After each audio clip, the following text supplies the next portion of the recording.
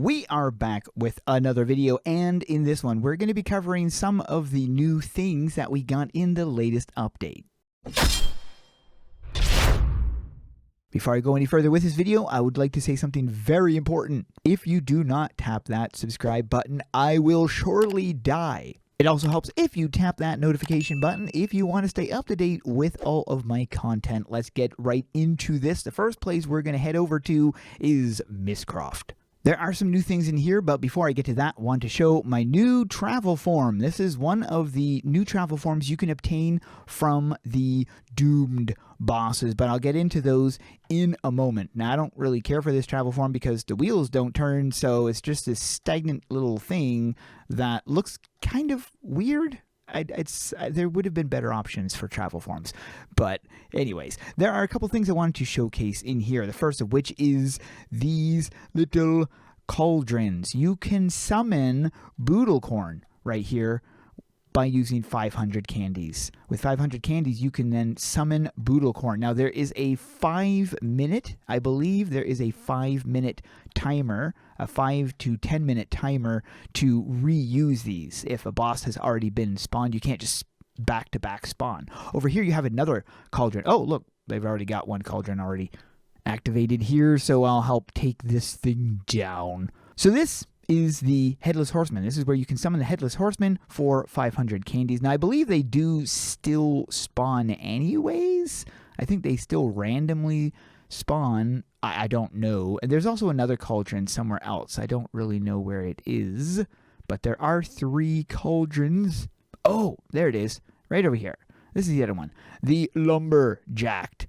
So you can use that to summon the thing. Basically, let's just do this right here. I'll throw in the candy, and Lumberjack wants that sticky candy. That's what it says. Of course, I don't really know where. I think they... Oh, no, never mind. He did spawn here. Am I going to get anything good? No.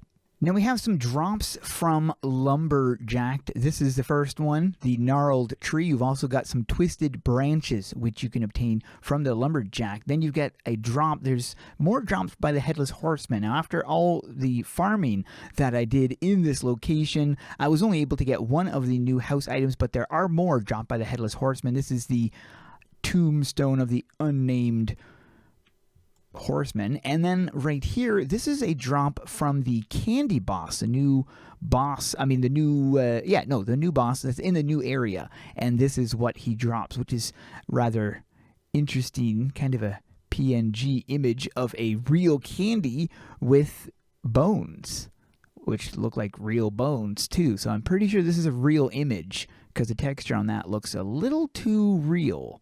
Another one that the Headless Horseman drops is the Harvest Pumpkin. I have not obtained that yet, been trying to get that, but it's going to be one of those things that will be very difficult. And then there's another one also dropped by the Headless Horseman called the Dark Pumpkin. Very, very cool. Can't wait to get it.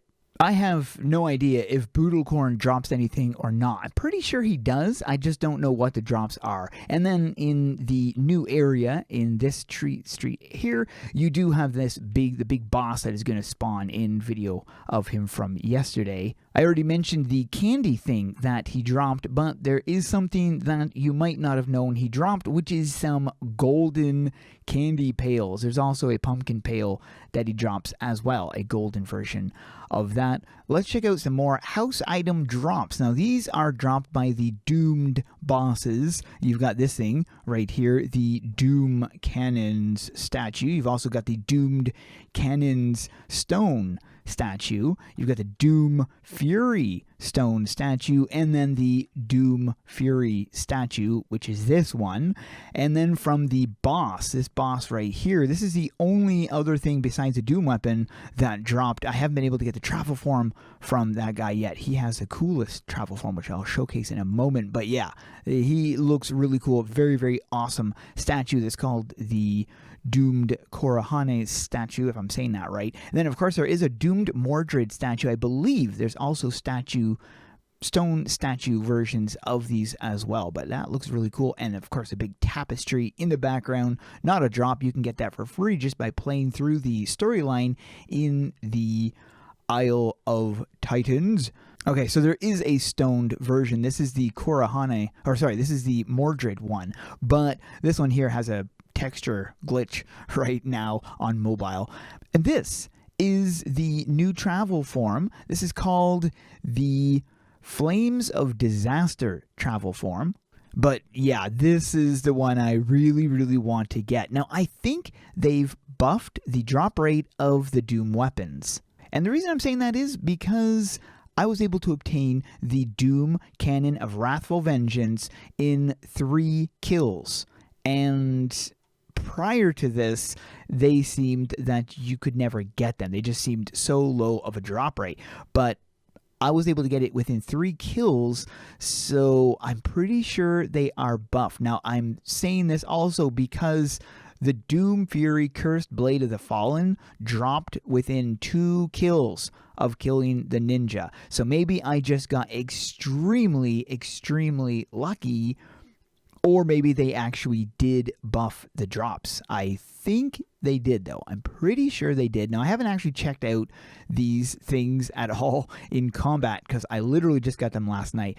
But this was what I also got from the pirate boss as well. Now, this was the last. I got this last. This was the last thing that dropped. But I believe the travel forms are a pretty low drop rate. I'm thinking that these are lower drop rates than the Doom weapons. I would be surprised if these are higher drop rates. Just wanted to confirm with the design notes, it does say that there are 4 statues and a travel form on each boss, meaning there's a total of 8 statues and 2 travel forms.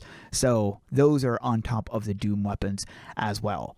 I was talking with some players last night who were rather upset that the flags, these ones particularly, were available for purchase from the opposing team. These are the rallying flags from the ninja side, but as a pirate, I now have access to this, and we were discussing whether or not that's fair that the flags were available for the opposing team, whether they should have been exclusive to that specific side.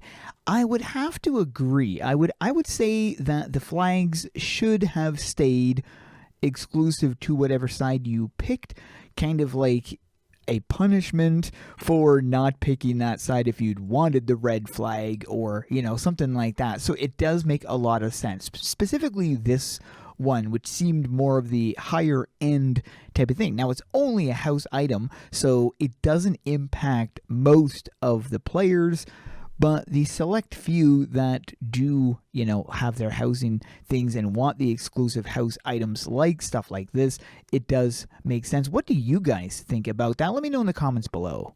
For the set of the day, I'm going with this one right here, Little Red Riding Hood. It's a great set and made it into the set of the day. But that is it for this one. If you guys made it this far into the video, post a secret word Moglin into the comments. Thanks for watching. Keep those swords swinging.